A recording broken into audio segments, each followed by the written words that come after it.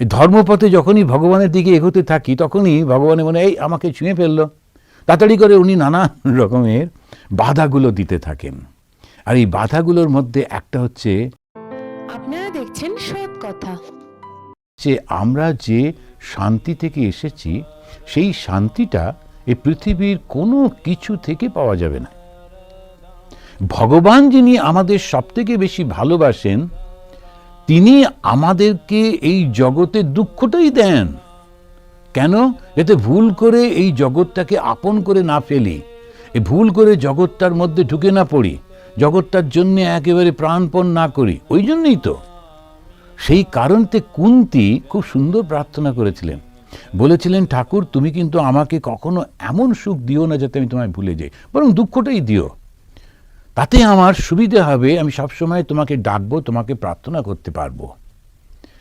ভগবান শ্রীরামকৃষ্ণ আর একটা জায়গায় বলেছেন, যদি জানতাম এই জগৎটা সত্যি, তাহলে আমার জন্মস্থান ওই কামারপুকুরটাকে সোনা দিয়ে মুড়ে দিতাম। স্বাভাবিকভাবে এই জগতে সুখ দিতে তিনি পাণ্ডবদের সঙ্গে সঙ্গে রয়েছেন, তথাপি পাণ্ডবদের বিপদের অন্ত নেই। কিন্তু এবার দেখুন, যখন আমরা পড়ি সারাক্ষণ পাণ্ডবরা কিন্তু কৃষ্ণের নির্ভর, পাণ্ডবরা ঈশ্বরের উপর নির্ভর, তাকেই ডাকছেন। কোনো কিছু হলো সঙ্গে সঙ্গে কৃষ্ণ কৃষ্ণ কৃষ্ণ। এই কথাটা বলে কি সুন্দরভাবে ভীষ্মদেব বলে দিচ্ছেন যে দেখো, যদি ভগবান সঙ্গে সঙ্গে থাকে, এই নয় তুমি জাগতিক সব কিছু তুমি পাবে তো বটে, সফল তো হবে। এই যেমন ওরা সফল হলো, দুর্যোধন এত কিছু করা সত্ত্বেও কিছুতেই সফল হতে পারল না, ভগবান সঙ্গে ছিলেন বলে। এই 5 ভাই কিন্তু যুদ্ধের শেষে বেঁচেও থাকলো, তাদের মা, তাদের স্ত্রী সবাই বেঁচে থাকলেন, এবং সবাই মিলে তারা সংসার করলেন। দীর্ঘদিন সংসার করবার পর তারা চলে গেলেন, সবই কিন্তু করলেন, সবই পেলেন, কিন্তু ওই আগের দুঃখগুলো ছিল বলেই তারা নির্দ্বিধায়, যখনই তার সেই নাতি বড় হলেন, তখন তার হাতে দিয়ে সব চলে গেলেন, তাদের কোনো অসুবিধে হলো না। কেউ মনে করে আমি একটু সাধন ভজন করেছি, আমি জিতেছি, কিন্তু জিত তার হাতে। এখানে একজন একটু খারাপ মহিলা মরবার সময় সজ্ঞানে গঙ্গা লাভ করল। ঠাকুর এইটা বলে আমাদের সাবধান করে দিচ্ছেন যে কিছু লোক, আমরা সাধন ভজন একটু করি, ঠাকুরের কাছে ভগবানের কাছে থাকি, একটু মন্দিরে থাকি, আর ভেতরে ভেতরে খুব অহংকার গর্ব হয় যে আমরা অনেক পরিষ্কার, আমরা অনেক পবিত্র। খুব একটা ঢোকে যে না তুমি এখানে ঢুকবে না, তুমি এখানে বসবে না, তুমি এখানে খাবে না, আমাদের ছুঁয়ো না, এরকম খুব হয়ে যায়। ধর্মপথে যখনই ভগবানের দিকে এগোতে থাকি তখনই ভগবানের মনে এই আমাকে ছুঁয়ে ফেললো, তাড়াতাড়ি করে উনি নানা রকমের বাধাগুলো দিতে থাকেন। আর এই বাধাগুলোর মধ্যে একটা হচ্ছে, ভেতরে ভেতরে তার মধ্যে একটা অহংকার ঢুকিয়ে দেন। সেই অহংকারটি কি? যে আমি তো খুব জপ ধ্যান করি, আমি তো শুদ্ধ। ভগবানের হাতে সব কিছু, তিনি সবটা জানেন। সেই জন্যে ওই জীবনের শেষ দিন পর্যন্ত ত্রাহি মধুসূদন মধুসূদন করতে হয়। আমি কিছুই জানি না, কি একটু জপ ধ্যান করলাম তো কি হলো? জপ ধ্যান করার সঙ্গে সঙ্গে এই ভাবটাও এসে গেল যে আমি তো ঈশ্বরের নাম করি, ওরা করে না। ওরা করে না বটে, কিন্তু হয়তো প্রাণে ভয়ে ভগবানকে ডাকে, তুমি আমাকে রক্ষা করো। আর তো ভগবানের ইচ্ছা হলে ওকে রক্ষা করবেন, তিনি কি আমাকে জিজ্ঞেস করে এসব করবেন? তুমি তো 100 জপ করেছিলে, আচ্ছা 8টা করোনি, যাকে পরে করে নিও, 108 জপ, এরকম করে করে কি কথা হয়? যেন ঠাকুরের এই কথাগুলো আমাদেরকে ভীষণভাবে সাবধান করে দেয়।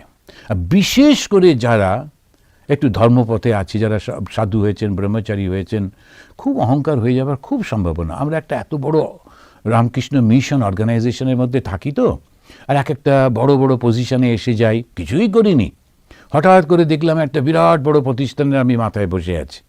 ওই প্রতিষ্ঠানটা তৈরি করতে যে লোকবল, যে অর্থবল, নানান রকম, আমি কিছুই জানতাম না, আমার দ্বারা হতোও না। আগে কোনো একজন সাধুরা এসে সব বানিয়ে দিয়ে গেছেন, আমি তার মাথায় বসে আছি, এসে বসিয়ে দিল। এবারে সব লোকেরা আসছে, প্রণাম করছে, মহারাজ আপনার কী দেবো, কী করব। আর আমি মনে করছি আমার জন্য সবাই করছে, ভীষণ ভয়ঙ্কর হয়ে যায়। তখন খুব গম্ভীর হয়ে ঘোড়া যেন ভগবানের সঙ্গে নিরন্তর যুক্ত রয়েছি, সুতরাং আমি সবার সঙ্গে কথা বলতে পারছি না, অন্যদের দিকে তাকাচ্ছি না। খুব ভুল হয়ে যায়, খুবই ভুল হয়ে যায়। তো ওইটা ভীষণ সাবধানে, সাধু ব্রহ্মচারীদের বিশেষ করে খুব সাবধানে থাকতে। আবার ঠাকুরের ভক্ত যারা আসেন, কিছুদিন আসার পর ওরা আবার ওটাকেই নিজেদের একটা ঘরবাড়ি বানিয়ে, আর যাতে কেউ না আসতে পারে, আর যাতে কেউ না শুনতে পারে, এরকমভাবে একটা ছোট্ট গ্রুপ তৈরি করে সেটাকে আটকে রাখতে চেষ্টা করেন। তো ভীষণ ভুল হয়ে যায়। এই জন্যে ঠাকুর বলছেন এটা ভীষণ ব্যাপার। একটা অতি সাধারণ মহিলা, তিনি পর্যন্ত মরবার আগে এখানে সজ্ঞানে গঙ্গা লাভ করলেন। শেষ মুহূর্তে তাকে অন্যান্যরা হয়তো খারাপ চোখে দেখতেন, তার বেঁচে থাকার জন্যে তাকে শরীরটা বিক্রি করতে হতো, কিন্তু সে হয়তো মনে মনে ভগবানকে খুব করে ডাকত, সেটা কে জানে। সেজন্য তিনি বললেন সজ্ঞানে গঙ্গা লাভ করলেন। এবারে চৌধুরী জিজ্ঞেস করছেন তাকে কি রূপে দর্শন করা যায়? শ্রীরামকৃষ্ণ: এ চোখে দেখা যায় না, কিন্তু দিব্যচক্ষু দেন তবে দেখা যায়। অর্জুনকে বিশ্বরূপ দর্শনের সময় ঠাকুর দিব্যচক্ষু দিয়েছিলেন। এই যে আমাদের এই যে সাধারণ যে চোখটির সঙ্গে দিব্যচক্ষুর পার্থক্যটা কি? আমরা যখন এই চোখটা, আমরা এই চোখ দিয়ে তাকে দেখতে পাই না, কিন্তু দিব্যচক্ষু দেন, তার মানে আমাদের চোখের যে সিস্টেমটা দেখার, ওটা তো একই থাকে। অর্জুনের কি নতুন করে চোখ দেওয়া হয়েছিল? বা যখন ভগবান শ্রীরামকৃষ্ণ শ্রী মা কালীকে দেখলেন নতুন কোনো চোখ বসানো হলো? তা তো নয়। দিব্যচক্ষু মানে কি? মনের চিন্তাটা পাল্টে যায়। যখন আমরা চিন্তা করছি এই জগতের, তখন সেইটা আমাদের এই সাধারণ চোখ দিয়ে দেখছে। চোখটা তো একটা ইনস্ট্রুমেন্ট, কিন্তু দেখছে তো সেই আমাদের মনটা। এখন এই মনটা যখন পাল্টে গেল, মনটা মানে সেই চিন্তাটা পাল্টে গেল, ভাবনাটা পাল্টে গেল, যখন আমি এই ভাবটাই থাকলো না, তখন কি থাকে? যা থাকে যে দেখেছে সেই বোঝে। ওটা এত সাবজেক্টিভ, এত একেবারে নিজের থেকে অনুভব করতে হয়, অনুভবের দ্বারা সেটা বুঝতে পারা যায়। যেমন ভাগবতে বলছেন মুখ আস্বাদনবৎ। আমাদের নারদ ভক্তি সূত্রে বলছেন যখন ভগবানের প্রতি ভালোবাসাটা আসে, সেই ভালোবাসাটা এত ভালোবাসা হয়, তো কীরকম আনন্দ হয় ভেতরে, তখন বলছেন মুখ আস্বাদনবৎ। একটা অদ্ভুত শব্দ ব্যবহার করলেন।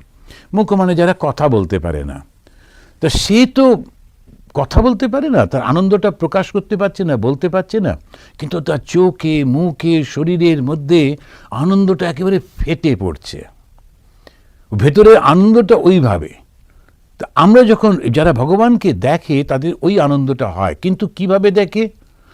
দিব্যচক্ষু। দিব্যচক্ষুটা কীরকম জিনিস? মনের মধ্যে অহংকারটা থাকে না। মনের মধ্যে অহংকার না থাকলে তখন সবই তো ভগবান। এই চোখ দিয়েই দেখছি, কিন্তু তখন সেই আমার এই বোধটা না থাকায় তখন সেটা দিব্য হয়ে যাচ্ছে, দিব্য চক্ষু দিয়ে দেখতে পাচ্ছি। তোমার ফিলোসফিতে কেবল হিসাব কিতাব করে, কেবল বিচার করে, ওতে তাকে পাওয়া যায় না। ফিলোসফি মানে এরা তো শিক্ষিত লোক, MA পাস টাস করে এসছেন, তখনকার দিনে ক্যালকাটার MA পাস মানে একটা বিরাট পড়াশোনা। তখন সেই সব বলতে গিয়ে তিনি বলছেন ফিলোসফি তো শুধু বিচার করে চলেছে। এখন উপনিষদ সিদ্ধান্ত বাক্য, সিদ্ধান্ত গ্রন্থ, ওখানে কিন্তু তুমি বিশ্বাস করো না করো, বুঝতে পারলে কি পারলে না, ওটা নিয়ে ওর মাথা ব্যথা নেই। উপনিষদ শুরুই করে দিলেন একেবারে ঈশোপনিষদ, যেমন তিনি বলছেন একেবারে প্রথম লাইনটাই বলছেন ঈশাবাস্যম ইদম সর্বম যৎকিঞ্চ জগত্যাম জগৎ। এই জগৎটা সমস্ত ঈশ্বরে ব্যাপ্ত হয়ে রয়েছে। কেন ব্যাপ্ত হয়ে রয়েছে, কি করে ব্যাপ্ত হয়ে রয়েছে, ঈশ্বর বলতে তুমি কি বোঝো, যে এই সব কথা ও বলছে না। এবারেও পরবর্তী লোকেরা এলো, এবার তারা ব্যাখ্যা করতে লাগলো, যার জন্য ওই শব্দটার উপরে রামানুজ একরকমভাবে বলছেন, শঙ্করাচার্য আর এক রকম বলছেন, মাধ্বাচার্য আর এক রকম বলছেন, বিভিন্ন সমস্ত ফিলোসফি তৈরি হচ্ছে, দর্শন তৈরি হচ্ছে। জন্য দর্শন নানান রকম আলোচনা করে, এই তো সিদ্ধান্ত দিয়ে দিচ্ছে এইটাই এই রকম। যে অনুভব করবে সে জানতে পারবে, আর যারা অনুভব করতে পারে না, হয়নি, তখন এক একটা পথ ধরে বুঝে বুঝে যাওয়ার চেষ্টা করতে থাকে। তো একটা হচ্ছে কি, ওই যে ভগবান প্রথমেই বলে দিলেন কৃপা সিদ্ধ। সে বলল, ঠাকুর আমি তো তোমাকে জানি না, তুমি কি আমাকে একটু কৃপা করবে?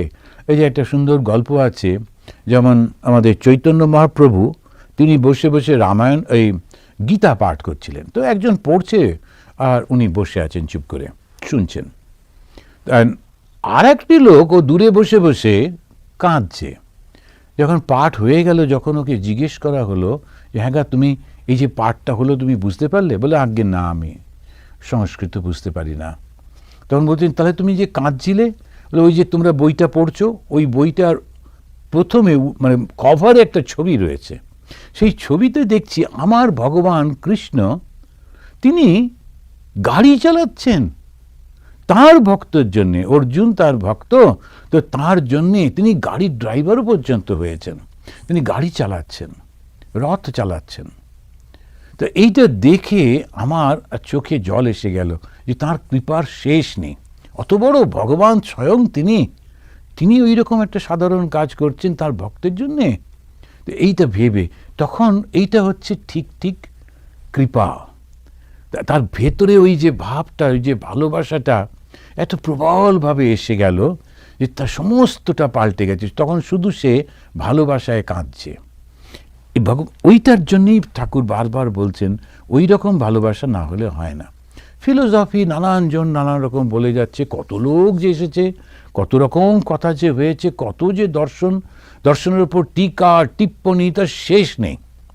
প্রত্যেকে নিজের মতো করে পড়ছে আর বুঝছে আর বলছে, আমরাও বলছি। এখন ধরুন আমাদের যে ভক্তরা তারা যদি নিয়ে একটা ঈশাত্মানন্দ দর্শন তৈরি করে, আমি যেগুলো বলছি সেগুলো সব নিয়ে একটা করে আমরা সব এনার শিষ্য বলে একটা করতেই পারে। তখন আবার একটা দল হলো। তো এরকমভাবে নানান রকম কত দল হয়েছে, আর যারা ওই দলের লোক তারা আবার শুধু এইটাই নিয়ে চলে। এরকম কত যে দল হয়েছে তার কোনো ঠিক ঠিকানা নেই। আরও ভবিষ্যতে হবেই হবে, কারণ এরকমই চলতে থাকে। কিন্তু সত্যিকারের যারা ভগবান দর্শন করেন ওরা খুব সহজ, ওরা সহজ সরল লোক। ওদের অতর মধ্যে যায় না। ঈশ্বর আছেন, তাকে দেখা যায়, তার সঙ্গে কথা বলা যায়, এইটা শুধু শুনেছে। সরল বিশ্বাসে রোজ তার কাছে ডেকে চলেছে, মধুসূদন দেখা দাও, মধুসূদন দেখা দাও, সেই কাহিনীগুলোর মতো। আর কিছু জানে না, কোনো রকম তার মধ্যে লুকোচুরির ব্যাপার নেই। আর তার ফল দেখা যাচ্ছে ভগবান তো প্রত্যেকের কথা শুনতে পান, প্রত্যেকের আকুতি তিনি পান। তখন এই ভেতর থেকে তার মধ্যে থেকে সমস্ত জগতের সব চিন্তাগুলোকে দূর করে দেন। আর যখন জগতের দূর হয়ে যায় তখন একটা অসাধারণ ভাব আসে। এই যে ভালোবাসার একটা ভাব, এ কিছুই তো ঠিক মৃত্যুর আগে যদি মানুষটা ভাবে যে তাই তো এই সংসারে আমি কি করলাম আর কি রেখে গেলাম আর কেনই বা করলাম, তখন দেখা যাবে যে সত্যিকারের কিচ্ছু হয়নি। কিন্তু তখন কেউ বলে মহারাজ আপনারা এইটা করুন, জগতে এই হচ্ছে সেই হচ্ছে। তখন আমি বলি যে ভগবান বুদ্ধদেব থেকে শুরু করছি, রামচন্দ্র কৃষ্ণ ছেড়েই দিলাম। তা ভগবান বুদ্ধ তিনি এসে চেষ্টা চরিত্র করলেন সবগুলোকে একটু ভালো করবার জন্যে, কোথায় কি হলো। তারপরে এই চতুর্দিকে দেখো কোনোটাতেই কিছু হচ্ছে না। কত রকম স্বামী বিবেকানন্দ বললেন যে এটা হচ্ছে ডগস কার্লি টেল, চিরদিন এরকম থাকবে, অন্ধকারও থাকবে আলো থাকবে, খারাপও থাকবে ভালো থাকবে, বিচারটা তোমার, তুমি ভালো হবে না খারাপ হবে। অ্যান্ড কোথায় কি হচ্ছে, কেন হচ্ছে, ভগবান কেন করেছেন করে মাথা না ফাটিয়ে, এইটা জগতের মানেই এইরকম। সুতরাং আমাকে এর মধ্যে উনি বলছেন একটা এই যে জিমন্যাসিয়াম, এখানে এসে আমি শুনলাম এই জগৎটা ঈশ্বর সৃষ্টি করেছেন। ঈশ্বর যদি সৃষ্টি করে থাকেন তার মানে ঈশ্বর তো চৈতন্যময়, তিনি তো আনন্দময়, তিনি তো চিরন্তন। তাহলে জগৎটাও নিশ্চয়ই আনন্দময় চিরন্তনই হওয়ার কথা, চৈতন্য হওয়ার কথা। না, দেখতে পাচ্ছি না তো। তার মানে কোথাও একটা ভুল হচ্ছে। জগৎটা তিনি সৃষ্টি যদি করে থাকেন তাহলে তো এরকম ভুল হওয়ার কথা নয়। তাহলে কোথায় ভুলটা হচ্ছে? এই আজকেই সকালবেলায় যখন যোগ বাশিষ্ঠ পড়ছিলাম, যে প্রতিদিন রবিবারের সকালে আলোচনা হয়, তো ওটা জ্ঞানের পথে চলেছে। তখন বলছে এটা তোমার পরিপূর্ণভাবে কিন্তু ঈশ্বর থেকে জগৎ হয়ে গেল এরকম হয়নি। এটা যেটা দেখছো এটা অ্যাপারেন্ট হয়েছে, বিবর্তবাদ বলে একটা, ওই যে দর্শনে ঠাকুর বললেন ফিলোসফি, বিবর্তবাদ হলো একটা, হচ্ছে পরিণামবাদ আর একটা হচ্ছে বিবর্তবাদ। তা পরিণামবাদে দুধটা সেটা দই হয়ে গেল, আর কখনো দইটা দুধ হতে পারবে না, হবে না। তো জগৎটা কি সেইভাবে ঈশ্বর থেকে সম্পূর্ণ বিচ্ছিন্ন হয়ে গেল? আর যখন যে জিনিসটা থেকে তৈরি হচ্ছে সেই জিনিসটা কি শেষ হয়ে যাবে? যাওয়া তো উচিত। একটা মাটির দলা থেকে যদি অনেকগুলো পুতুল তৈরি করি, আর তো দলাটা থাকে না, কিন্তু ওই মাটিগুলোকে আবার গলিয়ে ফেললে মাটির দলাটা আসবে। সেটা এরকমভাবে সমস্ত প্রাগ অভাব, প্রাধ্বংসী অভাব ইত্যাদি সমস্ত করে এসব দর্শনের মধ্যে পড়ছে। শেষে গিয়ে বলল যে না, তা তো হচ্ছে না, তাহলে কি দাঁড়াচ্ছে? তখন একদম শেষে বলছেন বিবর্তবাদ। মনে হচ্ছে পরিবর্তন হয়েছে, আসলে হয়নি। তাহলে কি হলো? ওই রিফ্লেকশনের কথা বলা হলো, ওটা প্রতিচ্ছবি পড়েছে। তো এই যে জগৎটা দেখছো, এটা ভগবান এমন একটা তৈরি করেছেন যেন মনে হচ্ছে সত্যি, কিন্তু আসলে সত্যি না। তাহলে সত্যি মনে হচ্ছে কেন? কেন উপরে ভগবানের জ্যোতিটা পড়েছে বলে। ও তাই যদি হয়ে থাকে, তাহলে আমি এত সময় নষ্ট করব কেন? আমার মধ্যে যে আমি ভাবটা, সেটা সেই জ্যোতিরই একটা রিফ্লেকশন মাত্র, ওটা শুধু ওর উপরে প্রতিবিম্বিত হচ্ছে। তো আমি ওইটা নিয়ে কেন এত সময় নষ্ট করব? এই সমস্ত জগতের তাহলে আর ওর মধ্যে দিচ্ছে না। এইবারে সমস্ত মনটা তুমি কোথায়, তুমি কোথায়, তুমি কোথায় বলে কাঁদতে কাঁদতে কাঁদতে কাঁদতে তাকে ডাকছি। ঠাকুর সেইটা চাইছেন, বলছেন কেবল হিসাব কিতাব করে, কেবল বিচার করে তাকে পাওয়া যায় না। শুধু হিসাব কিতাব আর বিচার করে করে পাওয়া যায় না। যদি রাগ ভক্তি হয়, অনুরাগের সহিত ভক্তি, তাহলে তিনি স্থির থাকতে পারেন না। সত্যি সত্যি রাগ ভক্তি, অনুরাগের ভক্তি। রাগ মানে আসক্তি, তাকে ছাড়া থাকতে পারছি না, এই যে রাগটা। যেমন অল্প বয়সী ছেলে মেয়েদের মধ্যে পরস্পরের প্রতি একটা আকর্ষণ হয় প্রকৃতির নিয়মে, এখন সেটা থাকতে পারে না, কখন কাছে যাব, কখন কাছে যাব, কখন কাছে যাব। তো এই যে টানটা, সেই টানটা যদি ভগবানের কাছে হয়, কখন তাকে পাবো, কখন তাকে পাবো, ওই সেই রাগ ভক্তির কথা হচ্ছে। আর অনুরাগ, আরও আরেকটুখানি বেশি অনুরাগ, তখন তাকে স্থির থাকতে পারে না। ভক্তি তার কিরূপ প্রিয়, খোল দিয়ে জাব যেমন গরুর প্রিয়। এখন যারা গ্রামে থাকেননি, গরু দেখেননি, গরু দেখলেও হবে না, গরুটাকে কি করে খেতে দেয়, কিভাবে দেখাশোনা করে, ওইগুলো থাকলে তখন বুঝতে পারা যায় এই উদাহরণগুলো। খোল হচ্ছে যে নারকোলটা শুকিয়ে যাবার পর তখন ওই তার থেকে পিষে পিষে তেলটা বের করে যে ওই ছিপড়েগুলো পড়ে থাকে, সেইটা হচ্ছে খোল। আর জাব তৈরি করে, অর্থাৎ যখন ধানটা থেকে, আগেকার দিনে তো এই আস্তে আস্তে করে ধাক্কা দিয়ে দিয়ে চালটা বের করা হতো, তা সেই রকমভাবে যখন চালটা বের করবার পর যে ধানের খোসাটা থেকে যাচ্ছে, তার মধ্যে একটু ভাতের ফ্যান মিশিয়ে দেয়, দিয়ে একটু ভাতও থাকে তাতে, তার মধ্যে ওই খোলটা দেয়, দিয়ে খুব ওইটা গরু ভীষণ ভালো খায়। ওটা আমিও ছোটোবেলা দেখেছি, একদম খুব গপ গপ করে খাচ্ছে, তবে দারুণ টেস্টি খাবার, আর খুব পুষ্টিকর বটে গরুর জন্যে। তো ওইটা যখন গরু, তার ভক্তি তার কিরূপ প্রিয়, ঠাকুর তো গ্রামের লোক, তো উনি ওরকম দেখেছেন, সেই জন্য উদাহরণ দিতে গিয়ে ওইটা বলছেন যে কীরকম ভক্তি যদি হয় তাহলে ভগবানের কীরকম ভালো লাগে। তখন বলছেন ওই খোল দিয়ে জাব যেমন গরুর প্রিয়। আগেকার দিনে একটা ঢেঁকি মতো থাকতো, এখনও গ্রামের দিকে হয়তো আছে, তো ঢেঁকিশালাতেই সাধারণত বাচ্চাদের জন্ম হতো, ঠাকুরেরও হয়েছিল ওই ঢেঁকিশালাটা, কেননা ওটা বাড়ির থেকে একটু আলাদা একটা ঘর হতো, আর সেইখানেতে খুব পরিষ্কার পরিচ্ছন্ন থাকতো, চাল তৈরি করা হতো, তো একটা উনুনও থাকতো। তো সন্তান জন্মের সময় মাকে ওখানে নিয়ে যাওয়া হতো, চারপাশটা ঢেকে ওইখানেতে উনুনটা জেলে আগুন করে, তারপরে ওখানেতে একটু গরম হতো, ওইখানেতে সন্তানের জন্ম হতো। ঠাকুরও ঢেঁকিশালায় জন্মেছিলেন, এবং জন্মাবার পর তখন ওই হাত থেকে স্লিপ করে, যে ঢেঁকির আগুনটা তো জ্বালানো ছিল, পরে তো ছাই হয়ে গেছে, ওই ছাইয়ের মধ্যে চলে গেছিলেন, জন্মেই একেবারে বিভূষিত হলেন, শিবের অবতার তো সেই জন্যে ওই রকমভাবে হয়েছিল। তো ওই ঢেঁকিটা করে করে পাড় দিয়ে দিয়ে ধান থেকে চালটা বার করা হতো, আর তার খোসাটা আলাদা করে রাখা হতো, আবার ছোট ছোট টুকরো যে চালগুলো খুদ বলে, সেটাও অনেক সময় গরুকে খেতে দিত। তো এইরকম করে তিনি বলছেন, যদি তার ওই প্রিয় হতে পারো, কি করে? শুধু তাকে যদি ডাকতে পারো। রাগ ভক্তি, শুদ্ধা ভক্তি, অহেতুকী ভক্তি যেমন প্রহ্লাদের। এই যে শুদ্ধা ভক্তি বলছেন, শুদ্ধা ভক্তি বলতে তিনি শুদ্ধ ভক্তি, আর কোনো কিছু নেই, ভক্তির পেছনে কোনো রকম চাওয়া নেই। সেজন্য বলছেন রাগ ভক্তি, রাগ মানে আসক্তি। আসক্তি কিসেতে?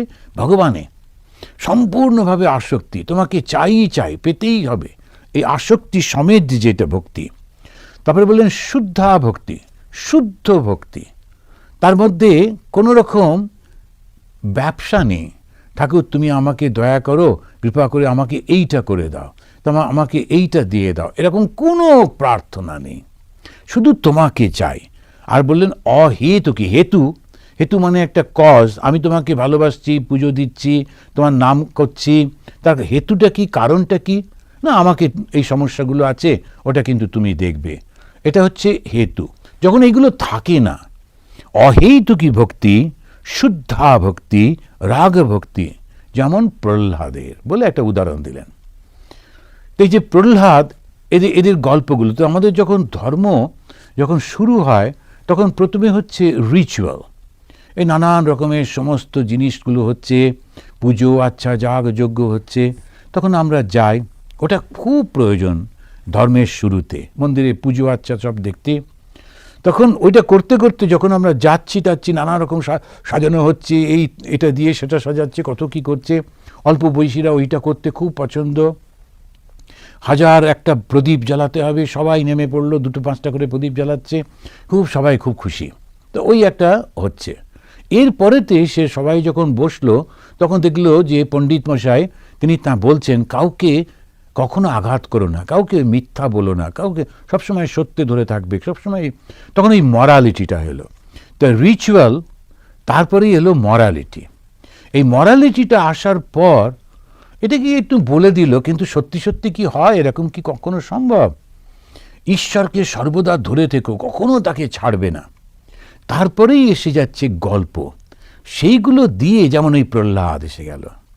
তখন প্রথমেই যদি আমরা একেবারে ধর্মের কথা বলি, লোকে বুঝবে না, সেই জন্যে প্রথমেই হচ্ছে রিচুয়াল, তারপরেই হলো মরালিটি, মরালিটির পরেই গল্পগুলোর মধ্যে দিয়ে ওই মরাল কাহিনী জিনিসগুলোকে বোঝায়। যেমন প্রহ্লাদ, ভগবানকে ছাড়া আমি আর কিচ্ছু চাই না। ওর বাবা হিরণ্যকশিপু ওকে কত মারবার চেষ্টা করলেন, কিন্তু কিছুতেই কিছু হলো না। তিনি তো দৈত্য ছিলেন কত রকম ভাবে, কিন্তু গল্প দিয়ে বলছে প্রহ্লাদ সারাক্ষণ শুধু ভগবানকে ডেকে যাচ্ছে। ওকে আগুনের মধ্যে ফেলে দিল, ভগবান এসে কোলে নিয়ে, যখন জলে ফেলে দিল তখনও ভগবান তাকে বাঁচাচ্ছেন, হাতির পায়ের তলায় ভগবান তাকে বাঁচাচ্ছেন, ও কিন্তু শুধু ভগবানকে ডেকে চলেছে।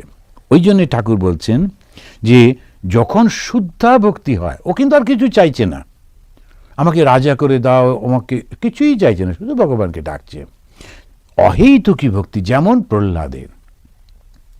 এরপরে হচ্ছে ফিলোসফিটা, ওটা তখন বিভিন্ন কথা দিয়ে বুঝিয়ে বুঝিয়ে দেয় যে কেন এটা করলে এরকম হয়, এটা করলে এরকম হয়। একটা ধারণা নিয়ে চলছিলাম, একটা ভাব ছিল, এবারে ঠিক বুদ্ধি দিয়ে বুঝলাম, হ্যাঁ ঠিকই, এটা গেলে রাস্তাটা, ফিলোসফি। তারপরে স্পিরিচুয়ালিটি। তা আমাদের এই যে পরপর পরপর করে 5টা আমার যেটা মনে হয়, সেটা প্রথমেই হচ্ছে রিচুয়াল, তারপরে মরালিটি, তারপরেই ওই গল্পগুলো আসছে, যে শব্দটা ভুলে যাচ্ছি, তারপরে হচ্ছে আমাদের ফিলোসফি, ফিলোসফির পরেই হচ্ছে স্পিরিচুয়ালিটি। তো এই 5টা পরপর যখন আমাদের সামনে আসে, তখনই আমরা বুঝতে পারি ঠিক ঠিকভাবে যে গ্রোথটা হচ্ছে, স্পিরিচুয়াল গ্রোথটা হচ্ছে। তুমি বড়লোকের কাছে কিছু চাও না, কিন্তু রোজ আসো, তাকে দেখতে ভালোবাসো, জিজ্ঞাসা করলে বলো আজ্ঞার দরকার কিছু নাই, আপনাকে দেখতে এসেছি। এর নাম অহেতুকী ভক্তি। তুমি ঈশ্বরের কাছে কিছু চাও না, কেবল ভালোবাসো।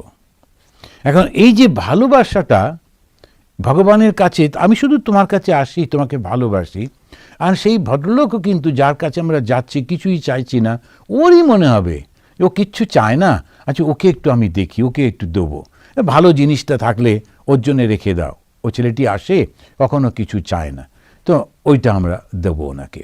তো এইভাবে সে ভগবানের কাছে কিছু না চাইলেই, শুধু গিয়ে চুপ করে তাকিয়ে থাকলেই, আর খুব ভালোবাসার সঙ্গে ভেতরে আছে নানান রকমের ইচ্ছা, কিন্তু আমি মুখে চাইছি না, তাতেও কিন্তু হবে না। ভগবান তো মনটাই পড়েন, ভগবান তো মনটা দেখতে পান, ভেতরে নানান রকম আছে, একবার সামনে দেখা দিলেই টকটক করে সব বলবো, ওই রকম হবে না। ভগবানকে বোকা বানানো যায় না। সত্যি সত্যি কোনো কিচ্ছু নেই ভেতরে, শুধু ভগবানকে ভালোবাসি। এই জন্যে এই রাগ ভক্তি, অহেতুকী ভক্তি ভীষণ কঠিন। ওই অবস্থা পরে তারপরে ঠাকুর গান করছেন, বলছেন আমি মুক্তি দিতে কাতর নই, শুদ্ধা ভক্তি দিতে কাতর হই। আমার ভক্তি যে বা পায় তারে কে বা পায়, সে যে সেবা পায় হয়ে ত্রিলোক জয়ী, ইত্যাদি সুন্দর করে গানটা করছেন। শুদ্ধা ভক্তি এক আছে বৃন্দাবনে, গোপ গোপী বিনে অন নাহি জানে, অন্যে নাহি জানে। ভক্তির কারণে নন্দের ভবনে পিতা জ্ঞানে, নন্দের বাধা মাথায় লই। মূল কথা ঈশ্বরে রাগানুরাগা ভক্তি আর বিবেক বৈরাগ্য। এখন নন্দ তিনি ছিলেন গোপেদের রাজা, যারা ওই গরু পালন করত, বিরাট একদম তাদের তিনি কর্তা ছিলেন, মাথায় ছিলেন, মুখিয়া। তা এই তাঁর ঘরেতে স্বয়ং ভগবান কৃষ্ণ এলেন।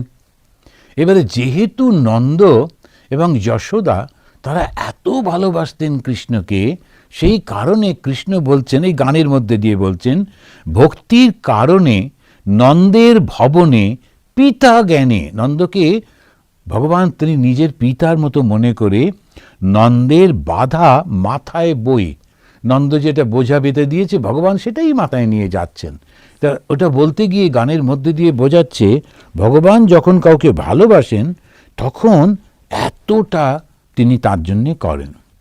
মূল কথা ঈশ্বরে রাগানুরাগা ভক্তি আর বিবেক বৈরাগ্য। চৌধুরী তখন বলছেন, মহাশয় গুরু না হলে কি হবে না? শ্রীরামকৃষ্ণ সচ্চিদানন্দই গুরু। এখন এই যে কথাটা গুরু না হলে হবে না, পরে আরেকটা জায়গায় আমরা দেখেছি, এমনকি শঙ্করাচার্য পর্যন্ত তিনি গুরুকরণ করছেন। এই যে গুরুকরণ পদ্ধতি, এটার একটা প্রয়োজন আছে। তার কারণ সচ্চিদানন্দই হচ্ছেন গুরু, শ্রীরামকৃষ্ণ বলেন, এটা সত্যি কথা। কোনো মানুষ কেউ গুরু হতে পারে না। তো মানুষের সাধ্য কি অন্য আরেকজনকে এই ভবসাগর থেকে মুক্ত করে দেবে? ঈশ্বর ছাড়া কারুর শক্তি নেই। তো ঈশ্বরই হচ্ছেন গুরু, সচ্চিদ আনন্দের স্বরূপ, সেই যে তিনি ব্রহ্ম, তিনিই হচ্ছেন গুরু। তা গুরু সেই ধ্যানেতে, গুরুর গানেতেও বলছেন, গুরু ব্রহ্মা, গুরু বিষ্ণু, গুরুদেব মহেশ্বর, গুরুরেব পরম ব্রহ্ম। সমস্ত যেটা ব্রহ্ম, যিনি সর্বভূতে ব্যপ্ত হয়ে রয়েছেন, সেই চৈতন্য, তিনিই হচ্ছেন গুরু। আবার সেটাই ব্যক্ত হচ্ছে যে তিনটি রূপের মধ্যে দিয়ে, নাম আর রূপের মধ্যে দিয়ে, গুরু ব্রহ্মা, গুরু বিষ্ণু আর গুরুদেব মহেশ্বর। গুরুরেব পরম ব্রহ্ম তস্मै শ্রী গুরবে নমঃ। সচ্চিদানন্দই গুরু। কিন্তু ওইটা মানুষের মধ্যে দিয়ে আসে, কিন্তু সমস্যা হয় কি করে গুরু চিনব? আর যেগুলো একটু দুষ্টু প্রকৃতির হয় তারা ভীষণ ভালো ব্যবহার করতে পারে, কথাবার্তা চাল চলন এমন যে মানুষকে মুগ্ধ করে দেয়। তবে ওইটা দুর্ভাগ্য ওদের পাল্লায় গিয়ে পড়লে, সেজন্যে ওইটা দেখতে হয়। তা সবসময় বলা হয় কেমন করে চিনব? সেই মানুষটার মধ্যে স্বার্থপরতা যদি থাকে তাহলে জানবেন ও কিছুতেই গুরু হতে পারে না। আত্মীয় স্বজন, তারপরে পরিবার পরিজন, ওর ছেলে একটা গুরু, মেয়ে একটা গুরু, বউ আর একটা গুরু, বউয়ের মা আবার একটা গুরু, নানান রকম বিরাট একটা জমিদারি নিয়ে বসে আছেন আর গুরু বাবাজি। তখন একটু সাবধান হতে হয়, এগুলো খুব তা না হলে ভুল হয়ে যায়। কিন্তু মাথার মধ্যে ঢুকিয়ে দেয়, ওই চিন্তার ভাবনার মধ্যে ঢুকিয়ে দেয়, না না এটা এইভাবেই গুরু হয়, এরকম ইত্যাদি। নিজেকে বিচার করতে হয়, এই ব্যাপারে আর কিছু বলা যায় না। নিজের বুদ্ধির বিচার দিয়ে দেখতে হয়। যিনি ভগবানকে শুধু ভালোবাসেন তিনি সবাইকে ভালোবাসেন, কারণ তিনি জানেন ভগবান সব সৃষ্টি করেছেন, তার কাছে অন্য কোনো ছোট কিছু থাকবে না। তা যিনি নিঃস্বার্থপর এবং যিনি সবাইকে ভালোবাসেন, ওই ঠিক সঠিক গুরু। ওর মধ্যেই ঈশ্বরের অনুভব হয়েছে এবং উনি ঠিকভাবে ঈশ্বরের পথে পরিচালনা করতে পারেন। রোজ আমার কাছে আসবে, রোজ এইটা করতে হবে, এরকম কোনো কিচ্ছু নেই। ভগবানের নামটা দিলাম, এইবারে তুমি ভগবানের নামটা নিয়ে ভগবানের সঙ্গে যুক্ত হয়ে যাও। আর রোজ তিনি তাঁর শিষ্যদের জন্য প্রার্থনা করেন, কিন্তু কোনো কিছু আশা করেন না শিষ্যের থেকে। শিষ্যরা অবশ্য করে, তারা দেয়, সেটা তাদের জন্য। কিন্তু ঠাকুরও বলছেন যখন সাধুর কাছে যেতে হয় খালি হাতে যেতে নেই, কেন ওদের তো অন্য আর কিছু নেই, তো থাকবে কি করে, আর চাইবেও না। সুতরাং ওই একটু কিছু নিয়ে যেতে হয় সঙ্গে করে, যাতে ওদের আশ্রমটা চলে, এইটুকু। তো এইটা যে গুরুকে না পেলে হয় না। কেন হয় না? যেমন আমরা যখন একদম ছোট্ট বাচ্চা যখন হাঁটা শেখে, তখনও তার একটা গুরু থাকে, তার মা তার হাত ধরে হাঁটাচ্ছেন, কিংবা মাসিমা, কিংবা কেউ একজন। তারপরে যখন আমরা একটু বড় হই, যেমন আমরা সেই ছোটোবেলায় যখন সাইকেল চড়া, তখন আবার একটা গুরু থাকে, একজন যে ধরে সাইকেলটা নিয়ে চড়িয়ে শিখিয়ে দেয়। এরকম করে করে করে প্রত্যেকটি শিক্ষাতে যদি গুরু থাকে, আর ধর্মশিক্ষায় গুরু থাকবে না? ধর্মশিক্ষা অবশ্য গুরু দরকার। তবে হ্যাঁ, এটা কিন্তু খুব বিচার করে নেবেন। ওই লোকের কথা শুনে হই হই করে গিয়ে দীক্ষা না নিয়ে ভালো করে বুঝে নিতে হয়। রামকৃষ্ণ মঠ মিশনের যেটা আছে, আমরা সবসময় মনে করি ভগবান শ্রীরামকৃষ্ণই হচ্ছেন গুরু। সেই জন্য দেখবেন আমাদের ওই সন্ধেবেলায় ওই বলা হয়, স্বামী বিবেকানন্দই ঠিক করে দিয়ে গেছেন, বলে দিয়ে গেছেন যে গুরু মহারাজ কি জয়, মানে ভগবান শ্রীরামকৃষ্ণ। তাহলে অন্যান্য যারা, তারা হচ্ছেন, ওরা বলেন যে জলটা সেটা তো আকাশ থেকে আসছে, কিন্তু একটা ট্যাঙ্কে জমছে এবং সেইটাই পাইপের মধ্যে দিয়ে আসছে। ওই গুরু হচ্ছেন ওই পাইপগুলো, যাদের মধ্যে দিয়ে তুমি জলটা পেলে, তৃষ্ণার্ত জল পেলে, কিন্তু ওই জলটা যে পাইপ দিয়ে এলো ওই পর্যন্ত। পাইপটাকেও আমরা ভালোবাসি, শ্রদ্ধা করছি, কেননা তার মাধ্যমেই তো এলো। পাইপ বলতে আমি গুরুকে বোঝাচ্ছি, তার মাধ্যমেই তো এলো, তাই তাকেও আমরা ভালোবাসি, তাকেও ভক্তি করি।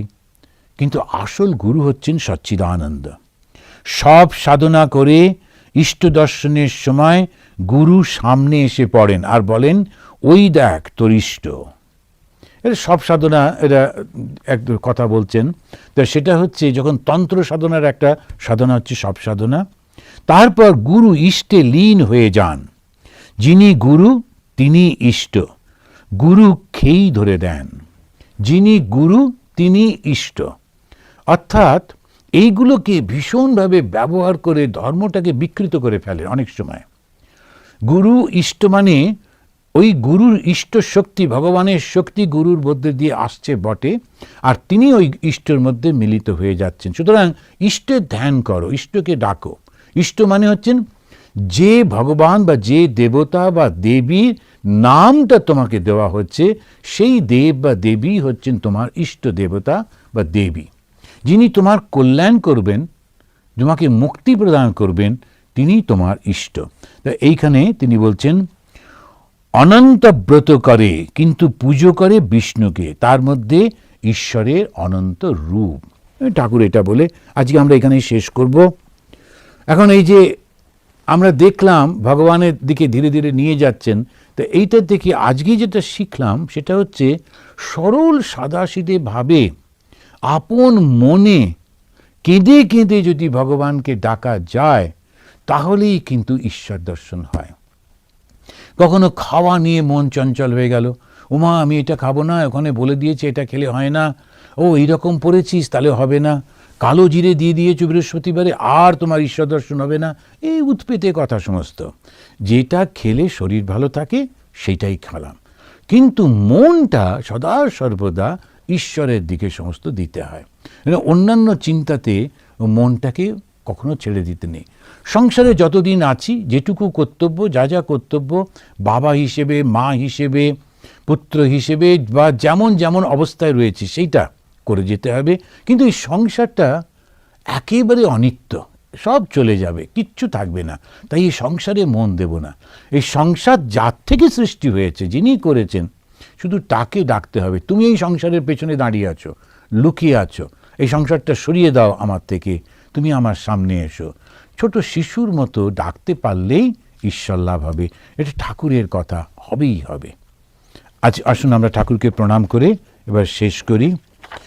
নিরঞ্জনম নিত্যম অনন্তরূপম ভক্তানুকম্পা ধৃত বিগ্রহম বৈ ঈশাবতারম পরমেশমিড্যম তম রামকৃষ্ণম শিরসা নমামহ।